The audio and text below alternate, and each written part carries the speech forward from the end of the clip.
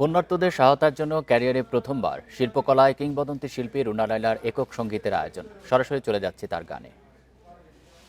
এবং আমার বম্বেতে 3টে অ্যালবাম রেকর্ড হয়েছিল, 10টা গানের 30টা গান 3 দিনে রেকর্ড করেছিলাম। ওটা গিনেস বুকে ওয়ার্ল্ড রেকর্ডসে গেছে।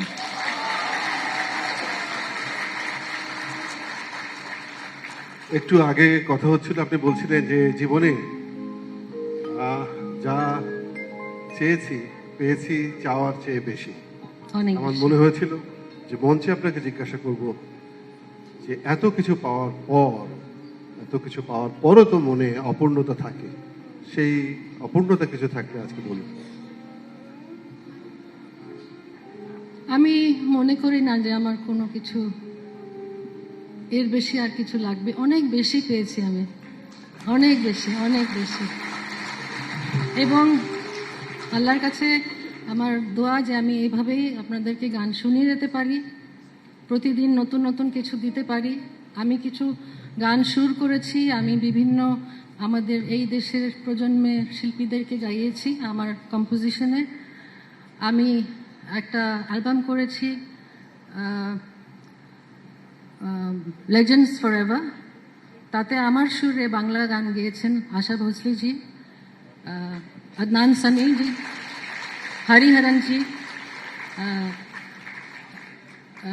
Rahat Fateh Ali Khan. Thank you for reminding me.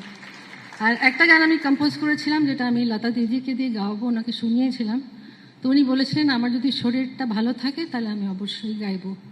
তো পরে ওটা আর হয়নি, ওটা আমাকে গাইতে হয়েছে। আপনার কোনো অপূর্ণতা নেই, কিন্তু আপনাকে যারা ভালোবাসে তাদের অনেকেরই একটা অপূর্ণতা ছিল। সেটি হচ্ছে যে আপনি নতুন কোনো গান গাইছেন না কেন। কিন্তু আমাদের সৌভাগ্য, ইতিমধ্যে তিনি নতুন প্রতিভাবান সুরকারদের সঙ্গে অন্ততপক্ষে 2টি কাজ করেছেন অসাধারণ, এবং একটি দামাদ্দাম মাস্তাকা লংদার পুরো জাতিকে নতুনভাবে রুনা লায়লাকে চিনিয়েছে। আবার গানে ফেরত চাই। হ্যাঁ,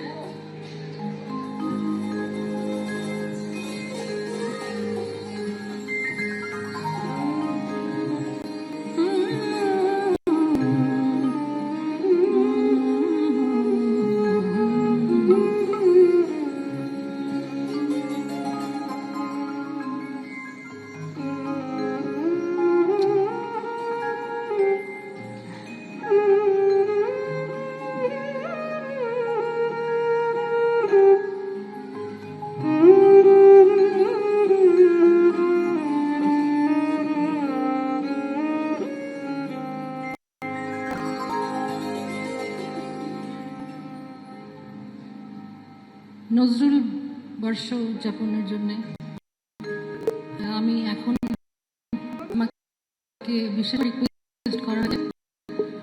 আমি স্টেজে এটা কখনোই গাইনি, আজকে আমি এটা গাইছি এই জন্য।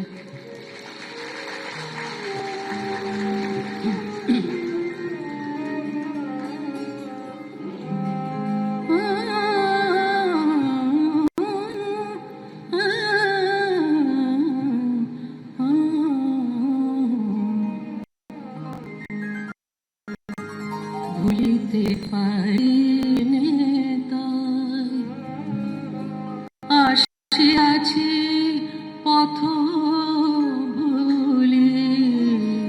ভুলিতে পারি তাই আসিয়াছি পথ